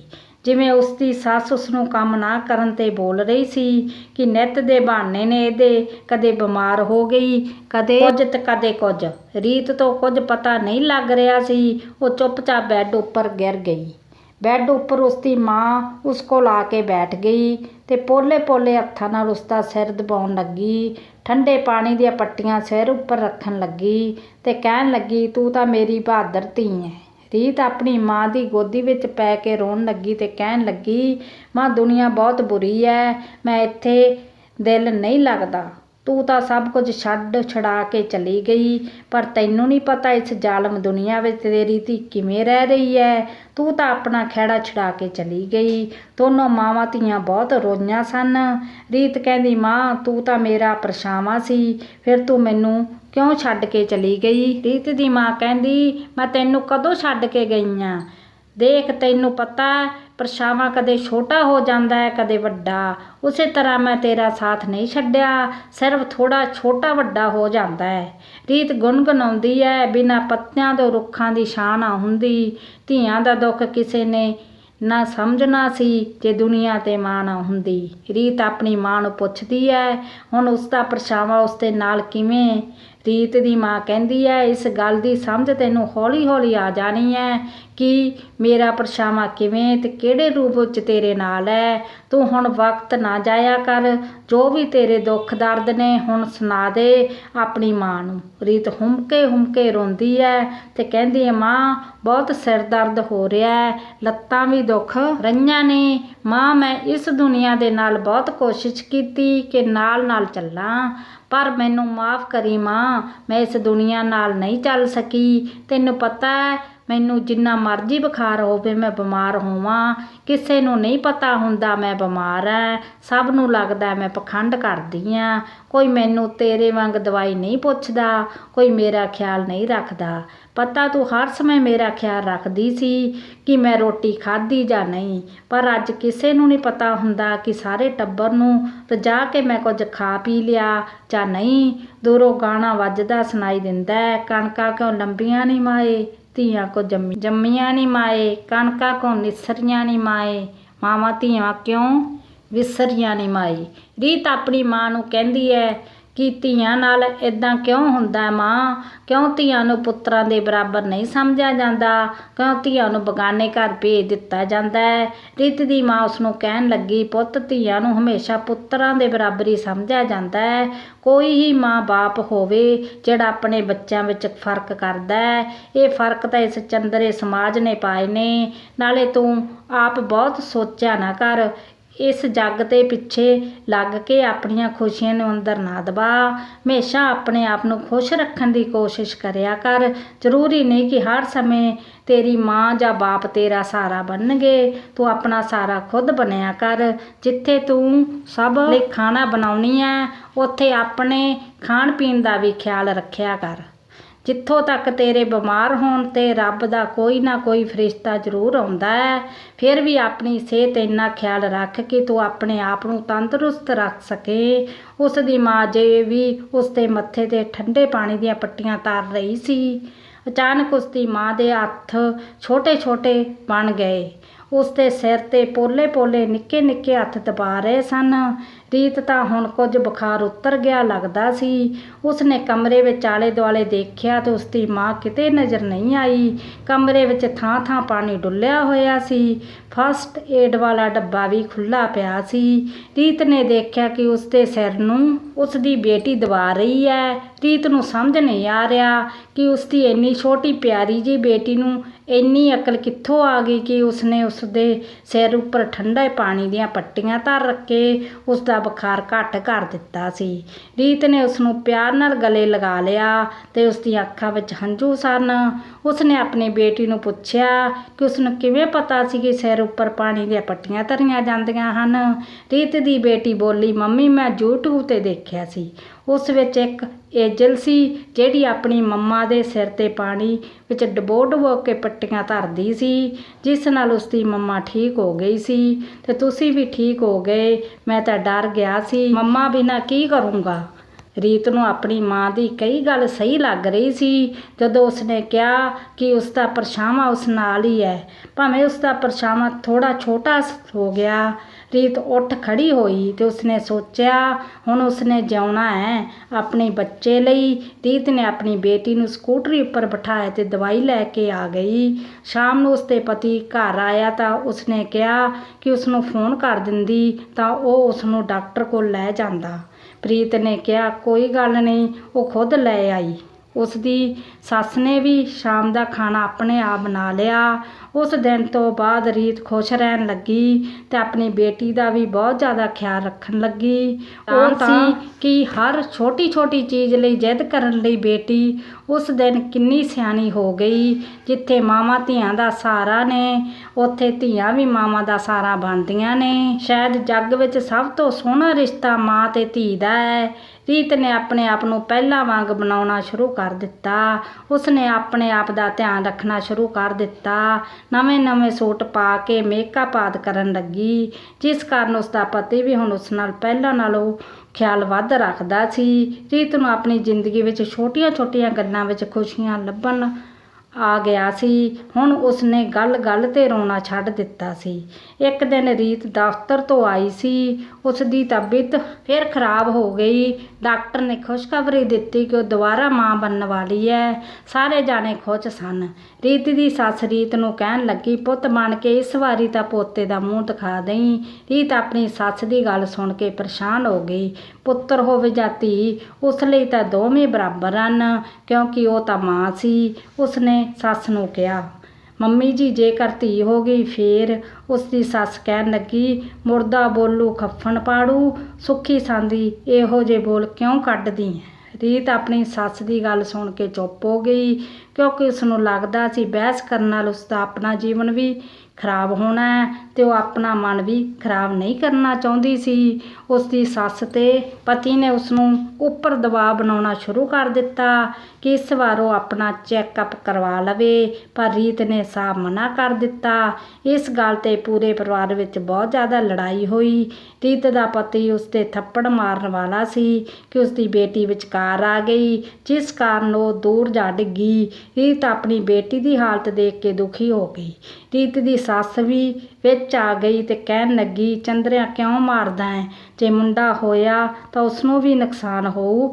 ਰੀਤ ਆਪਣਾ ਸਮਾਨ ਪੈਕ ਕਰਨ ਲੱਗੀ ਤੇ ਉਸਦਾ ਪਤੀ ਉਸ ਤੋਂ ਆ ਕੇ ਮਾफ़ੀ ਮੰਗਣ ਲੱਗਾ ਕਿ ਉਸਨੇ ਜਾਣ ਬੁੱਝ ਕੇ ਨਹੀਂ ਮਾਰਿਆ ਸੀ, ਉਸਨੇ ਗੁੱਸਾ ਦਵਾਇਆ ਸੀ ਤਾਂ ਮਾਰਿਆ ਸੀ। ਰੀਤ ਕਹਿਣ ਲੱਗੀ, ਜੇ ਤੁਸੀਂ ਮੈਨੂੰ ਮਾਰਦੇ ਬਰਦਾਸ਼ਤ ਤਾਂ ਵੀ ਨਹੀਂ ਕਰਨਾ ਸੀ, ਪਰ ਤੁਸੀਂ ਮੇਰੀ ਧੀ ਨੂੰ ਮਾਰਿਆ, ਹੁਣ ਤੁਹਾਨੂੰ ਮੈਂ ਬਿਲਕੁਲ ਮਾफ़ ਨਹੀਂ ਕਰ ਸਕਦੀ। ਰੀਤ ਦੇ ਪਤੀ ਨੇ ਉਸਨੂੰ ਬਾਂਹ ਫੜ ਕੇ ਰੋਕਣਾ ਚਾਹਿਆ। ਉਸਨੂੰ ਪਤਾ ਨਹੀਂ ਕਿੱਥੋਂ ਦੁਰਗਾ ਮਾਂ ਆ ਗਈ ਤੇ ਉਹ ਆਪਣੀ ਬੇਟੀ ਨੂੰ ਨਾਲ ਬਿਠਾ ਕੇ ਤੁਰ ਪਈ। ਉਸ ਦੀ ਸੱਸ ਨੇ ਕਿਹਾ, ਹੁਣ ਤੂੰ ਕਿੱਥੇ ਜਾਵੇਂਗੀ? ਪੇਕੇ ਤੈਨੂੰ ਕੀ ਕਹਿਣਗੇ? ਤੇਰੀ ਕੋਈ ਇੱਜ਼ਤ ਨਹੀਂ ਰਹਿਣੀ। ਰੀਤ ਕਹਿਣ ਲੱਗੀ, ਉਹ ਕਿਤੇ ਵੀ ਜਾਵੇ, ਉਹਨਾਂ ਨੂੰ ਉਸ ਨਾਲ ਕੋਈ ਮਤਲਬ ਨਹੀਂ। ਰੀਤ ਨੇ ਆਪਣੇ ਮਾਮਾ ਜੀ ਦੀ ਬੇਟੀ ਕੋਲ ਜਾਣ ਦਾ ਫੈਸਲਾ ਕੀਤਾ ਤੇ ਆਪਣੇ ਪਤੀ ਨੂੰ ਰਸਤੇ ਵਿੱਚੋਂ ਹਟਾ ਕੇ ਸ਼ਹਿਰ ਵੱਲ ਚੱਲ ਪਈ। ਉਸ ਦੀ ਸੱਸ ਨੇ ਉਸ ਦੇ ਪਤੀ ਨੂੰ ਕਿਹਾ ਕਿ ਰੀਤ ਦੇ ਪਿਓ ਨੂੰ ਫੋਨ ਕਰ ਦੇਵੇ, ਕੱਲ੍ਹ ਨੂੰ ਕੋਈ ਊਚ ਨੀਚ ਤਾਂ ਆਪਣੇ ਸਿਰ ਗੱਲ ਨਾ ਆਊ।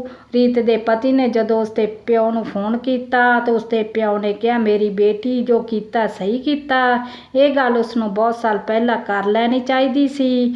ਅੰਦਰੋਂ ਚਾਹੇ ਉਸਦਾ ਪਿਤਾ ਡਰ ਗਿਆ ਸੀ ਰੀਤ ਤੇ ਉਸਦੀ ਦੋਤੀ ਠੀਕ ਹੋਣਗੇ ਜਾਂ ਨਹੀਂ। ਉਸਨੇ ਉਸੇ ਸਮੇਂ ਰੀਤ ਨੂੰ ਫੋਨ ਕਰਿਆ ਤਾਂ ਰੀਤ ਨੇ ਉਹਨਾਂ ਨੂੰ ਦੱਸਿਆ ਕਿ ਉਹ ਫਿਕਰ ਨਾ ਕਰਨ, ਉਹ ਸ਼ਹਿਰ ਆ ਗਈ ਤੇ ਆਪਣੇ ਮਾਮੇ ਦੀ ਬੇਟੀ ਕੋਲ। ਰੀਤ ਦੇ ਪਿਤਾ ਨੇ ਕਿਹਾ, ਉਹ ਵੀ ਆ ਰਿਹਾ ਹੈ। ਰੀਤ ਨੇ ਆਪਣੇ ਪਾਪਾ ਨੂੰ ਕਿਹਾ, ਕੋਈ ਨਾ ਪਾਪਾ, ਹੁਣ ਮੈਂ ਛੋਟੀ ਬੱਚੀ ਨੂੰ ਕਿਹਾ, ਮੈਂ ਆਪਣਾ ਚੰਗਾ ਮਾੜਾ ਸੋਚ ਸਕਦੀ ਹਾਂ। ਰੀਤ ਦੇ ਪਾਪਾ ਕਹਿਣ ਲੱਗੇ, ਰੀਤ ਤੂੰ ਕਿੰਨੀ ਵੱਡੀ ਕਿਉਂ ਨਾ ਹੋ ਜਾਵੇਂ, ਮੇਰੇ ਲਈ ਹਮੇਸ਼ਾ ਬੱਚੀ ਰਹੇਂਗੀ। ਇਸ ਦੁਨੀਆ ਦਾ ਕੋਈ ਹੋਰ ਤੇਰੇ ਨਾਲ ਖੜੇ ਨਾ ਖੜੇ, ਪਰ ਮੈਂ ਹਮੇਸ਼ਾ ਤੇਰੇ ਨਾਲ ਖੜਾਂਗਾ। ਰੀਤ ਕਹਿਣ ਲੱਗੀ, ਮੈਨੂੰ ਪਤਾ ਹੈ ਪਾਪਾ, ਤੁਸੀਂ ਹਮੇਸ਼ਾ ਮੇਰੇ ਨਾਲ ਖੜੋਗੇ। ਰੀਤ ਦੇ ਮਾਮਾ ਜੀ ਦੀ ਬੇਟੀ ਕਹਿਣ ਲੱਗੀ, ਦੇਖ ਲੈ ਰੀਤ, ਤੂੰ ਫੈਸਲਾ ਸੋਚ ਸਮਝ ਕੇ ਲਈ। ਇਹ ਸਮਾਜ ਹੈ, ਇਸ ਵਿੱਚ ਤਲਾਕ ਤੋਂ ਬਾਅਦ ਰਹਿਣਾ ਬਹੁਤ ਔਖਾ ਹੈ। ਰੀਤ ਕਹਿਣ ਲੱਗੀ, ਬਹੁਤ ਸੋਚ ਲੈ ਸਮਝ ਲਈ, ਹੁਣ ਮੈਂ ਸਿਰਫ ਆਪਣੀਆਂ ਖੁਸ਼ੀਆਂ ਤੇ ਆਪਣੇ ਬੱਚਿਆਂ ਦੀਆਂ ਖੁਸ਼ੀਆਂ ਦੇਖਾਂਗੀ। ਰੀਤ ਦੇ ਮਾਮਾ ਜੀ ਦੀ ਬੇਟੀ ਨੂੰ ਨੂਰ ਕਹਿਣ ਲੱਗੀ, ਦੇਖ, ਜੇ ਤੂੰ ਤਲਾਕ ਲੈਣਾ ਹੈ ਤਾਂ ਆਪਣੇ ਪਤੀ ਉੱਪਰ ਕੇਸ ਕਰ ਤੇ ਉਹਨਾਂ ਤੋਂ ਬਹੁਤ ਸਾਰਾ ਰੁਪਈਆ, ਪੈਸਾ, ਜ਼ਮੀਨ ਲੈ। ਪ੍ਰੀਤ ਕਹਿਣ ਲੱਗੀ, ਉਸਨੂੰ ਕੁਝ ਵੀ ਨਹੀਂ ਚਾਹੀਦਾ, ਉਹ ਬਹੁਤ ਹੈ ਆਪਣੇ ਬੱਚਿਆਂ ਨੂੰ ਪਾਲਣ ਪੋਸ਼ਣ ਲਈ, ਉਸ ਕੋਲ ਆਪਣੀ ਨੌਕਰੀ ਹੈ। ਇਸ 'ਤੇ ਨੂਰ ਕਹਿਣ ਲੱਗੀ, ਇਸ ਤਰ੍ਹਾਂ ਨਹੀਂ ਹੋ ਸਕਦਾ, ਬੱਚਿਆਂ ਦੀ ਪੜ੍ਹਾਈ ਲਿਖਾਈ, ਖਰਚੇ, ਉਹਨਾਂ ਨੂੰ ਰਹਿਣ ਸਹਿਣ ਲਈ ਕੱਪੜੇ, ਛੱਤ, ਪੈਸੇ ਦੀ ਜ਼ਰੂਰਤ ਪਵੇਗੀ। ਰੀਤ ਕਹਿਣ ਲੱਗੀ, ਉਸਨੂੰ ਫਿਕਰ ਨਹੀਂ, ਰੱਬ ਨੇ ਉਸਨੂੰ ਬੱਚੇ ਦਿੱਤੇ ਹਨ ਤਾਂ ਉਹਨਾਂ ਨੂੰ ਚੰਗੀ ਤਰ੍ਹਾਂ ਪਰਵਰਿਸ਼ ਕਰਨ ਲਈ ਵੀ ਕੋਈ ਹੀਲਾ ਵਸੀਲਾ ਕਰ ਹੀ ਦੇਵੇਗਾ। ਨੂਰ ਕਹਿਣ ਲੱਗੀ, ਫਿਰ ਵੀ ਤੈਨੂੰ ਆਪਣੇ ਬਾਰੇ ਨਹੀਂ ਤਾਂ ਆਪਣੇ ਬੱਚਿਆਂ ਬਾਰੇ ਸੋਚਣਾ ਚਾਹੀਦਾ ਹੈ। ਇਸ ਦੁਨੀਆ ਵਿੱਚ ਪੈਸੇ ਦੇ ਬਿਨਾਂ ਕੁਝ ਨਹੀਂ ਮਿਲਦਾ, ਖੁਸ਼ੀਆਂ ਵੀ ਉਹਨਾਂ ਕੋਲ ਹੀ ਆਉਂਦੀਆਂ ਜਿਨ੍ਹਾਂ ਕੋਲ ਪੈਸੇ ਹੁੰਦੇ ਨੇ। ਰੀਤ ਕਹਿੰਦੀ, ਅਜੇ ਮੈਂ ਇਸ ਬਾਰੇ ਕੁਝ ਨਹੀਂ ਸੋਚਿਆ। ਦੂਜੇ ਪਾਸੇ ਰੀਤ ਦਾ ਪਤੀ ਪਰੇਸ਼ਾਨ ਹੈ, ਉਸਨੂੰ ਆਪਣੀ ਬੇਟੀ ਬਹੁਤ ਯਾਦ ਆ ਰਹੀ ਸੀ। ਉਹ ਆਪਣੀ ਬੇਟੀ ਤੇ ਰੀਤ ਦੀਆਂ ਤਸਵੀਰਾਂ ਦੇਖ ਕੇ ਰੋਣ ਲੱਗ ਪਿਆ। ਉਸਨੂੰ ਬਹੁਤ ਸਮੇਂ ਬਾਅਦ ਗੱਲ ਦਾ ਅਹਿਸਾਸ ਹੋਇਆ ਕਿ ਉਹ ਰੀਤ ਤੇ ਆਪਣੀ ਬੇਟੀ ਨੂੰ ਕਿੰਨਾ ਜ਼ਿਆਦਾ ਪਿਆਰ ਕਰਦਾ ਹੈ। ਉਸਨੂੰ ਰੀਤ ਦੀ ਗੱਲ ਮੰਨ ਲੈਣੀ ਚਾਹੀਦੀ ਸੀ। ਰੀਤ ਦੀ ਸੱਸ ਵੀ ਆਪਣੇ ਭਰੇ ਪੂਰੇ ਪਰਿਵਾਰ ਨੂੰ ਖਾਲੀ ਦੇਖ ਕੇ ਰੋ ਰਹੀ ਸੀ। ਉਸਨੂੰ ਅਹਿਸਾਸ ਹੋ ਰਿਹਾ ਸੀ ਕਿ ਰੀਤ ਨੇ ਅੱਜ ਤੱਕ ਇਹੋ ਜਿਹੀ ਕੋਈ ਕਦਮ ਨਹੀਂ ਚੁੱਕਿਆ। ਉਹਨਾਂ ਨੇ ਉਸਨੂੰ ਕਿੰਨਾ ਤੰਗ ਕੀਤਾ ਸੀ। ਅੱਜ ਰੀਤ ਦੀ ਨਣਦ ਕੈਨੇਡਾ ਤੋਂ ਆ ਰਹੀ ਸੀ, ਜਿਹੜੀ 4-5 ਸਾਲ ਪਹਿਲਾਂ ਆਪਣੀ ਪੜ੍ਹਾਈ ਪੂਰੀ ਕਰਨ ਲਈ ਕੈਨੇਡਾ ਗਈ ਸੀ। ਰੀਤ ਦੀ ਸੱਚ ਸੋਚ ਕੇ ਡਰ ਰਹੀ ਸੀ। ਜੋ ਕੁਝ ਉਸਨੇ ਰੀਤ ਨਾਲ ਕੀਤਾ, ਕੱਲ੍ਹ ਨੂੰ ਉਸਦੀ ਧੀ ਨਾਲ ਹੋਇਆ ਤਾਂ ਉਹ ਕਿਵੇਂ ਬਰਦਾਸ਼ਤ ਕਰੇਗੀ। ਰੀਤ ਦੇ ਪਤੀ, ਉਸਦੇ ਨਣਦ ਤੇ ਸੱਸ ਸਹੁਰਾ ਉਸਨੂੰ ਮਨਾਉਣ ਦੀ ਬਹੁਤ ਕੋਸ਼ਿਸ਼ ਕੀਤੀ, ਪਰ ਰੀਤ ਨਾ ਮੰਨੀ। ਰੀਤ ਦੀ ਨਣਦ ਨੇ ਉਸਦੇ ਪਤੀ ਨੂੰ ਸਲਾਹ ਦਿੱਤੀ ਕਿ ਉਹ ਸ਼ਹਿਰ ਵਿੱਚ ਹੀ ਉਸਦੇ ਘਰ ਸਾਹਮਣੇ ਰਹਿਣ ਲੱਗ ਜਾਵੇ ਤਾਂ ਜੋ ਆਪਣੀ ਬੇਟੀ ਨੂੰ ਮਿਲ ਸਕੇ ਤੇ ਆਪਣੀ ਪਤਨੀ ਦਾ ਵੀ ਖਿਆਲ ਰੱਖ ਸਕੇ। ਰੀਤ ਦੇ ਪਤੀ ਨੇ ਆਪਣੀ ਭੈਣ ਦੀ ਗੱਲ ਮੰਨ ਲਈ। ਉਹ ਸ਼ਹਿਰ ਚਲਾ ਗਿਆ। ਉੱਥੇ ਉਸਨੇ ਬਹੁਤ ਜ਼ਿਆਦਾ ਮਹਿੰਗੇ ਭਾਅ ਦੇ ਕਿਰਾਏ 'ਤੇ ਕਮਰਾ ਲੈ ਲਿਆ ਜਿੱਥੇ ਰੀਤ ਰਹਿੰਦੀ ਸੀ। ਉਸੇ ਘਰ ਦੇ ਨਾਲ ਲੱਗੇ ਮੈਂ ਘਰ ਵਿੱਚ ਉਸਦਾ ਪਤੀ ਵੀ ਰਹਿਣ ਲੱਗਾ। ਉਹ ਜਿੰਨਾ ਹੋ ਸਕੇ ਆਪਣਾ ਸਮਾਂ ਆਪਣੀ ਬੇਟੀ ਨਾਲ ਬਤੀਤ ਕਰਦਾ। ਰੀਤ ਨਹੀਂ ਚਾਹੁੰਦੀ ਸੀ ਕਿ ਉਸਦੀ ਬੇਟੀ ਪਿਤਾ ਦੇ ਪਿਆਰ ਤੋਂ ਵਾਂਝੀ ਰਹੇ। ਦੂਜੇ ਪਾਸੇ ਇੱਕ ਦਿਨ ਰੀਤ ਦੀ ਭਰਜਾਈ ਮੀਤ ਨੇ ਉਸਦੇ ਭਰਾ ਨੂੰ ਮਿਹਣਾ ਮਾਰਿਆ, ਤੇਰੀ ਭੈਣ ਤਾਂ ਉਧੜੀ ਨਿਕਲੀ, ਪਤਾ ਨਹੀਂ ਸਹੁਰਿਆਂ ਨੂੰ ਛੱਡ ਕੇ ਕਿੱਥੇ ਜਾ ਉੱਜੜੀ ਹੈ। ਵਿਚਾਰਾ ਪ੍ਰਾਹੁਣਾ ਉਸਦੇ ਮਗਰ ਮਗਰ ਫਿਰਦਾ ਹੈ, ਫੇਰ ਵੀ ਨਹੀਂ ਮੰਨਦੀ। ਰੀਤ ਦੇ ਭਰਾ ਨੇ ਪਹਿਲੀ ਵਾਰ ਆਪਣੀ ਪਤਨੀ ਉੱਪਰ ਹੱਥ ਚੁੱਕਿਆ। ਕਿਆ ਇਹ ਕੰਮ ਨਹੀਂ ਲਈ ਸਮਾਂ ਪਹਿਲਾਂ ਕਰ ਲੈਣਾ ਚਾਹੀਦਾ ਸੀ? ਜਦੋਂ ਰੀਤ ਤਾਂ ਇੱਥੇ ਆਉਣਾ ਸੀ ਬੰਦ ਕਰ ਦਿੱਤਾ ਸੀ। ਉਸੇ ਸਮੇਂ ਜੇਕਰ ਉਹ ਹੀ ਆਵਾਜ਼ ਚੁੱਕ ਲੈਂਦਾ ਤਾਂ ਉਸਦੀ ਭੈਣ ਅੱਜ ਇਸ ਘਰ ਵਿੱਚ ਆਉਂਦੀ, ਨਾ ਕਿ ਹਮੇਸ਼ਾ ਦੁਖੀ ਝੱਲਦੀ ਰਹਿੰਦੀ। ਰੀਤ ਦੀਆਂ ਭਰਜਾਈਆਂ ਮੀਤ ਤੇ ਪ੍ਰੀਤ ਗੁੱਸੇ ਹੋ ਕੇ ਆਪਣੇ ਪੇਕੇ ਘਰ ਚਲੀਆਂ ਗਈਆਂ। ਦੋਨੋਂ ਗੁੱਸੇਖੋਰ ਸੁਭਾਅ ਦੀਆਂ ਸਨ, ਇਸ ਲਈ ਉਹਨਾਂ ਦਾ ਆਪਣੀਆਂ ਭਰਜਾਈਆਂ ਨਾਲ ਰੋਜ਼ ਕਾਟੇ ਕਲੇਸ਼ ਰਹਿੰਦਾ। ਦੋਵਾਂ ਦੀਆਂ ਭਰਜਾਈਆਂ ਨੇ ਉਹਨੂੰ ਘਰ ਰੱਖਣ ਤੋਂ ਮਨਾ ਕਰ ਦਿੱਤਾ। ਆਪਣੇ ਪਤੀ ਨੂੰ ਧਮਕੀ ਦਿੱਤੀ, ਜੇਕਰ ਇਹ ਦੋਵੇਂ ਇੱਥੇ ਰਹਿਣਗੀਆਂ ਤਾਂ ਉਹ ਆਪਣੇ ਪੇਕੇ ਚਲੀਆਂ ਜਾਣਗੀਆਂ, ਮੁੜ ਕੇ ਵਾਪਸ ਕਦੇ ਵੀ ਨਹੀਂ ਆਉਣਗੀਆਂ। ਪ੍ਰੀਤ ਨੇ ਇਸ ਗੱਲ ਸੁਣ ਲਈ ਤੇ ਉਸਨੇ ਜਾ ਕੇ ਮੀਤ ਨੂੰ ਦੱਸ ਦਿੱਤੀ। ਦੋਵੇਂ ਆਪਣੇ ਕੀਤੇ ਤੇ ਪਛਤਾ ਰਹੀਆਂ ਸਨ। ਉਹਨਾਂ ਨੇ ਰੀਤ ਨਾਲ ਕਿੰਨਾ ਗਲਤ ਕੀਤਾ, ਉਹੀ ਸਭ ਕੁਝ ਉਹਨਾਂ ਨਾਲ ਹੋ ਰਿਹਾ ਹੈ। ਸ਼ਾਇਦ ਨਣਦਾਂ ਬੁਰੀਆਂ ਨਹੀਂ ਹੁੰਦੀਆਂ, ਬਲਕਿ ਪੇਕਾ ਘਰ ਉਹਨਾਂ ਦਾ ਵੀ ਹੁੰਦਾ ਹੈ। ਉਹ ਉੱਥੇ ਹੀ ਖੇਡੀਆਂ ਜੰਮੀਆਂ ਪਲੀਆਂ ਹੁੰਦੀਆਂ ਹਨ, ਬਾਅਦ ਵਿੱਚ ਉਹਨਾਂ ਨੂੰ ਉੱਥੇ ਆ ਕੇ ਮਹਿਮਾਨਾਂ ਵਾਂਗ ਰਹਿਣਾ ਪੈਂਦਾ ਹੈ। ਉਹ ਆਪਣੇ ਘਰ ਦੀ ਹਰ ਇੱਕ ਚੀਜ਼ ਬੜੇ ਚਾਵਾਂ ਨਾਲ ਸਜਾਉਂਦੀਆਂ ਨੇ, ਫਿਰ ਇੱਕ ਦਿਨ ਪਰਾਈਆਂ ਹੋ ਜਾਂਦੀਆਂ ਤੇ ਉਹ ਘਰ ਵੀ ਉਹਨਾਂ ਲਈ ਪਰਾਇਆ ਹੋ ਜਾਂਦਾ ਹੈ। ਮੀਤ ਨੇ ਪ੍ਰੀਤ ਆਪਣੇ ਸਹੁਰੇ ਘਰ ਆ ਜਾਂਦੀਆਂ ਨੇ ਤੇ ਆਪਣੇ ਪਤੀ ਤੋਂ ਮਾफ़ੀ ਮੰਗ ਕੇ ਰੀਤ ਨੂੰ ਮਿਲਣ ਚਲੀਆਂ ਜਾਂਦੀਆਂ।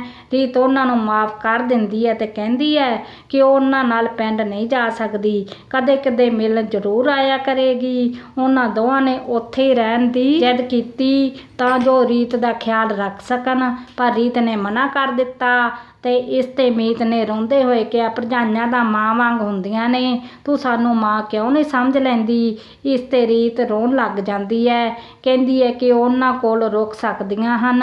ਮੀਤ ਪ੍ਰੀਤ ਵਾਰੀ ਵੱਟੇ ਉੱਥੇ ਰਹਿਣ ਦਾ ਬੰਦੋਬਸਤ ਕਰ ਲੈਂਦੀਆਂ ਹਨ। ਇੱਕ ਦਿਨ ਰੀਤ ਦੀ ਹਾਲਤ ਬਹੁਤ ਜ਼ਿਆਦਾ ਖਰਾਬ ਹੋ ਜਾਂਦੀ ਹੈ। ਰੀਤ ਦੇ ਪਤੀ ਤੇ ਮੀਤ ਉਸਨੂੰ ਹਸਪਤਾਲ ਲੈ ਜਾਂਦੇ ਹੈ। ਡਾਕਟਰ ਦੱਸਦੇ ਆ ਕਿ ਉਸਦੀ ਕਿਡਨੀ ਵਿੱਚ ਖਰਾਬੀ ਹੈ, ਬੱਚੇ ਦੀ ਡਿਲੀਵਰੀ ਤੋਂ ਬਾਅਦ ਜਲਦੀ ਆਪਰੇਸ਼ਨ ਕਰਨਾ ਪਵੇਗਾ।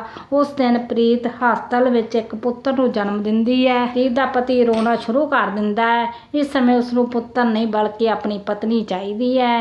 ਰੀਤ ਦੀ ਨਾਨਕ ਤੇ ਰੀਤ ਦੀ ਕਿਡਨੀ ਮੈਚ ਹੋ ਰਹੀਆਂ ਸਨ ਤੇ ਉਹ ਆਪਣੀ ਕਿਡਨੀ ਦੇ ਕੇ ਰੀਤ ਦੀ ਜਾਨ ਬਚਾ ਲੈਂਦੀ ਹੈ। ਇਸ ਤੇ ਰੀਤ ਤੇ ਉਸਦੀ ਨਨਾਣ ਟੀਨਾ ਬਹੁਤ ਖੁਸ਼ ਹੁੰਦੀਆਂ ਹਨ। ਇਸ ਕਹਾਵਤ ਨੂੰ ਸਿੱਧ ਕਰ ਦਿੰਦੀਆਂ ਹਨ, ਨਣਦ ਤੇ ਭਰਜਾਈ ਬੀਬੀ ਭੈਣਾਂ ਹੀ ਹੁੰਦੀਆਂ ਹਨ।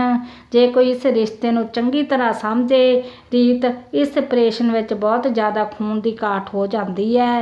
ਰੀਤ ਖੂਨ ਨੈਗੇਟਿਵ ਹੁੰਦਾ ਹੈ ਤੇ ਰੀਤ ਦਾ ਖੂਨ ਉਸਦੀ ਸੱਸ ਨਾਲ ਮਿਲਦਾ ਹੈ। ਰੀਤ ਦੀ ਸੱਸ ਬਿਨਾਂ ਕਿਸੇ ਹੀਲੇ ਹੁੱਜਤ ਤੋਂ ਬਿਨਾਂ ਨਾ ਨੁੱਕਰ ਕੀਤਿਆਂ ਖੂਨ ਦੇਣ ਲਈ ਤਿਆਰ ਹੋ ਜਾਂਦੀ ਹੈ। ਖੂਨ ਦੇ ਕੇ ਰੀਤ ਦੀ ਜਾਨ ਬਚਾ ਲੈਂਦੀ ਹੈ। ਰੀਤ ਦੇ ਹੋਸ਼ ਵਿੱਚ ਆਉਣ ਤੇ ਰੀਤ ਦੀ ਸੱਸ ਉਸ ਤੋਂ ਮਾਫ਼ੀ ਮੰਗਦੀ ਹੈ ਕਿ ਉਸਨੇ ਉਸ ਨਾਲ ਜੋ ਕੀਤਾ ਉਹ ਬਹੁਤ ਜ਼ਿਆਦਾ ਗਲਤ ਸੀ। ਹੁਣ ਉਸ ਨੂੰ ਆਪਣੀ ਗਲਤੀ ਦਾ ਅਹਿਸਾਸ ਹੋ ਗਿਆ। ਕਹਿੰਦੀ ਹੈ ਜਾ ਕੇ ਉਹ ਆਪਣਾ ਘਰ-ਬਾਰ ਸਾਂਭ ਲਵੇ। ਜੇਕਰ ਉਹ ਆਪਣੀ ਸੱਸ ਨੂੰ ਉੱਥੇ ਨਹੀਂ ਰੱਖਣਾ ਚਾਹੁੰਦੀ ਤਾਂ ਘਰ ਛੱਡ ਕੇ ਚਲੀ ਜਾਵੇ, ਪਰ ਰੀਤ ਆਪਣਾ ਘਰ ਛੱਡ ਕੇ ਨਾ ਜਾਵੇ। ਇਸ ਤੇ ਰੀਤ ਕਹਿੰਦੀ ਹੈ ਕਿ ਉਹ ਇਸ ਬਾਰੇ ਸੋਚੇਗੀ। ਰੀਤ ਨੂੰ ਉਸਦੇ ਪੇਕੇ ਘਰ ਲੈ ਜਾਂਦੇ ਹੈ। ਰੀਤ ਦਾ ਪਤੀ ਸੱਸ ਨਨਾਣ ਉੱਥੇ ਆਉਂਦੇ ਹਨ ਤੇ ਉਸਨੂੰ ਵਾਅਦਾ ਕਰਦੇ ਕਿ ਸਿਰਫ ਉਹਨਾਂ ਦਾ ਘਰ ਦੁਆਰਾ ਹਰਿਆ ਭਰਿਆ ਦੇਖਣਾ ਚਾਹੁੰਦੇ ਹਨ, ਨਾ ਕਿ ਉਸਨੂੰ ਪੋਤੇ ਲਈ ਲੈ ਕੇ ਜਾ ਰਹੇ ਹਨ। ਰੀਤ ਦੇ ਪਾਪਾ ਆ ਕੇ ਰੀਤ ਨੂੰ ਕਹਿੰਦੇ ਹੈ ਇਸ ਨਾਲ ਕੋਈ ਧੱਕਾ ਨਹੀਂ ਹੋਵੇਗਾ, ਜੇਕਰ ਉਹ ਜਾਣਾ ਚਾਹੁੰਦੀ ਹੈ ਤਾਂ ਜਾਵੇ, ਨਹੀਂ ਇਹ ਪੇਕਿਆਂ ਦਾ ਘਰ ਵੀ ਉਹ ਆਪਣਾ ਹੈ। ਰੀਤ ਅੰਮ੍ਰਿਤ ਮਾਨ ਦਾ ਗਾਣਾ ਸੁਣਦੀ ਹੈ ਤੇ ਸੋਚਦੀ ਹੈ ਸੱਚੀ ਉਸਦੇ ਬਾਪ ਦੀ ਦਾੜੀ ਉਸਦੇ ਫਿਕਰਾਂ ਵਿੱਚ ਚਿੱਟੀ ਹੋ ਗਈ। ਇਸ ਤੋਂ ਬਾਅਦ ਸੋਸ਼ਲ ਮੀਡੀਆ ਉੱਪਰ ਇੱਕ ਗਾਣਾ ਬਹੁਤ ਜ਼ਿਆਦਾ ਚੱਲ ਰਿਹਾ ਸੀ, ਜਿਸ ਨੂੰ ਸੁਣ ਕੇ ਰੀਤ ਆਪ ਮੁਹਾਰੇ ਰੋਣ ਲੱਗ ਜਾਂਦੀ ਹੈ। ਗੀਤ ਦੇ ਬੋਲ ਸਨ, ਇਹ ਭੈੜੀ ਦੁਨੀਆ ਆਉਂਦੀ ਹੈ ਪੁੱਤ ਖਾਣ ਨੂੰ, ਚੰਗਾ ਮਾੜਾ ਮਿਲੂਗਾ ਕੋਈ ਖੜੇ ਨਾ ਖੜੇ ਤੇਰੇ ਨਾਲ, ਇਹ ਪਿਓ ਤੇਰਾ ਜ਼ਰੂਰ ਖੜੂਗਾ। ਰੀਤ ਇਸ ਗਾਣੇ ਨੂੰ ਵਾਰ-ਵਾਰ ਸੁਣਦੀ ਹੈ ਅਤੇ ਬਹੁਤ ਜ਼ਿਆਦਾ ਰੋਂਦੀ ਹੈ। ਪਤਾ ਨਹੀਂ ਕਿਉਂ ਉਸ ਦੀਆਂ ਅੱਖਾਂ ਵਿੱਚ ਇੱਕ ਗਾਣਾ ਹੁੰਦੇ ਹੀ ਕਿਉਂ ਇੰਨੇ ਅੰਜੂ ਆ ਜਾਂਦੇ ਹੈ। ਰੀਤ ਆਪਣੇ ਸਹੁਰੇ ਜਾਣ ਦਾ ਫੈਸਲਾ ਕਰਦੀ ਹੈ। ਰੀਤ ਅੰਦਰੋਂ ਅੰਦਰ ਸੋਚਦੀ ਉਹ ਜਾਵੇ ਜਾਂ ਨਾ ਜਾਵੇ। ਉਹ ਇਸ ਲਈ ਸਹੁਰੇ ਜਾਣ ਦਾ ਫੈਸਲਾ ਨਹੀਂ ਕਰਦੀ ਕਿਉਂਕਿ ਉਸ ਦੁਨੀਆ ਵਿੱਚ ਇਕੱਲੀ ਆਪਣੇ ਬੱਚਿਆਂ ਦਾ ਪਾਲਣ ਪੋਸ਼ਣ ਨਹੀਂ ਕਰ ਸਕਦੀ, ਬਲਕਿ ਇਸ ਲਈ ਕਰਦੀ ਹੈ ਕਿ ਉਸਦੇ ਬੱਚਿਆਂ ਨੂੰ ਵੀ ਉਸਦੇ ਪਿਓ ਦੀ ਓਨੀ ਜ਼ਰੂਰਤ ਹੈ ਜਿੰਨੀ ਕਿ ਉਸਦੇ ਪਿਓ ਨੇ ਹੁਣ ਤੱਕ ਉਸਦਾ ਸਾਥ ਨਿਭਾਇਆ ਹੈ। ਆਪਣੇ ਪਿਤਾ ਵੱਲ ਦੇਖ ਕੇ ਮਹਿਸੂਸ ਕਰਦੀ ਹੈ ਕਿ ਉਸਦੇ ਬੱਚਿਆਂ ਦਾ ਵੀ ਓਨਾ ਹੀ ਹੱਕ ਹੈ ਆਪਣੇ ਪਿਓ ਦਾ ਪਿਆਰ ਪ੍ਰਾਪਤ ਕਰਨ ਦਾ ਜਿੰਨਾ ਕਿ ਉਸਦਾ। ਉਹ ਸਿਰਫ ਆਪਣਾ ਹੱਕ ਪ੍ਰਾਪਤ ਕਰਨ ਲਈ ਆਪਣੇ ਬੱਚਿਆਂ ਦੀਆਂ ਖੁਸ਼ੀਆਂ ਦਾ ਗਲਾ ਨਹੀਂ ਘੁੱਟ ਸਕਦੀ। ਔਰਤ ਕਮਜ਼ੋਰ ਨਹੀਂ ਹੁੰਦੀ, ਬਲਕਿ ਇਸ ਦੁਨੀਆ ਦੀ ਸਭ ਤੋਂ ਸ਼ਕਤੀਸ਼ਾਲੀ ਇਨਸਾਨ ਹੈ ਜਿਹੜੀ ਸਿਰਫ ਆਪਣੀਆਂ ਖੁਸ਼ੀਆਂ ਨਹੀਂ ਸੋਚਦੀ, ਆਪਣੇ ਆਤਮ ਸਨਮਾਨ ਦੇ ਨਾਲ ਉਹ ਆਪਣੇ ਬੱਚਿਆਂ ਲਈ ਵੀ ਖੜਦੀ ਹੈ। ਜਿੰਨਾ ਪਿਆਰ ਇੱਕ ਮਾਂ ਆਪਣੇ ਬੱਚਿਆਂ ਨੂੰ ਕਰ ਸਕਦੀ ਹੈ ਹੋਰ ਦੁਨੀਆ ਉੱਪਰ ਕੋਈ ਨਹੀਂ ਕਰ ਸਕਦਾ। ਰੀਤ ਖੁਸ਼ੀ ਖੁਸ਼ੀ ਸਹੁਰੇ ਘਰ ਚਲੀ ਜਾਂਦੀ ਹੈ। ਹੁਣ ਉਸਦੇ ਸਹੁਰੇ ਘਰ ਵਿੱਚ ਪੁੱਤਰ ਧੀ ਵਿਤਕਰਾ ਨਹੀਂ ਕੀਤਾ ਜਾਂਦਾ, ਬਲਕਿ ਧੀ ਨੂੰ ਜ਼ਿਆਦਾ ਪਿਆਰ ਮਿਲਦਾ ਹੈ ਕਿਉਂਕਿ ਆਪਣੇ ਛੋਟੇ ਛੋਟੇ ਹੱਥਾਂ ਨਾਲ ਸਭ ਦਾ ਖਿਆਲ ਰੱਖਦੀ ਸੀ। ਘਰ ਵਿੱਚ ਰੌਣਕ ਲੱਗੀ ਹੋਈ। ਉਸ ਦੀ ਨਣਦ ਦਾ ਵਿਆਹ ਵੀ ਬਹੁਤ ਧੂਮਧਾਮ ਨਾਲ ਕਰ ਦਿੱਤਾ ਗਿਆ। ਨਾ ਦਾਜ, ਨਾ ਦਹੇਜ, ਨਾ ਦਿਖਾਵਾ ਕੁਝ ਹੋਰ। ਰੀਤ ਦਾ ਪਤੀ ਵੀ ਉਸ ਦੀਆਂ ਨਿੱਕੀਆਂ ਨਿੱਕੀਆਂ ਖੁਸ਼ੀਆਂ ਦਾ ਖਿਆਲ ਰੱਖਦਾ ਸੀ। ਰੀਤ ਇਹਨਾਂ ਸਾਲਾਂ ਵਿੱਚ ਆਪਣੀ ਸੁੰਦਰਤਾ ਹੱਦ ਤੱਕ ਖੋ ਚੁੱਕੀ ਸੀ, ਪਰ ਪਤੀ, ਸੱਸ ਸਹੁਰੇ ਤੇ ਬੱਚਿਆਂ ਦੇ ਪਿਆਰ ਨੇ ਉਸ ਨੂੰ ਦੁਬਾਰਾ ਬਦਲ ਦਿੱਤਾ। ਉਹ ਪਹਿਲਾਂ ਵਾਂਗ ਆਪਣੇ ਆਪ ਨੂੰ ਸੋਹਣਾ ਬਣਾ ਕੇ ਰੱਖਣ ਉੱਪਰ ਜ਼ੋਰ ਦੇਣ ਲੱਗੀ। ਚਾਹੇ ਉਮਰ ਵਿੱਚ 35 ਸਾਲ ਦੀ ਸੀ, ਪਰ ਦੇਖਣ ਨੂੰ ਉਹ 20-22 ਸਾਲ ਦੀ ਲੱਗਦੀ ਸੀ। ਉਸ ਦੀਆਂ ਅੱਖਾਂ ਵਿੱਚ ਚਮਕ ਸੀ। ਉਹ ਪਹਿਲਾਂ ਵਾਂਗ ਹੀ ਪਤਲੀ, ਲੰਬੀ, ਸੁੰਦਰ ਸੰਡੋਲ ਲੱਗਦੀ ਸੀ। ਚਿਹਰੇ ਦਾ ਰੰਗ ਪਹਿਲਾਂ ਹੀ ਗੋਰਾ ਸੀ, ਪਰ ਹੁਣ ਉਸ ਦੇ ਚਿਹਰੇ ਉੱਪਰ ਚਮਕ ਆ ਚੁੱਕੀ ਸੀ। ਉਸ ਦੇ ਲੰਬੇ ਲੰਬੇ ਵਾਲ ਜਦੋਂ ਖੁੱਲ੍ਹੇ ਛੱਡਦੀ ਤਾਂ ਹੋਰ ਵੀ ਸੋਹਣੀ ਲੱਗਦੀ।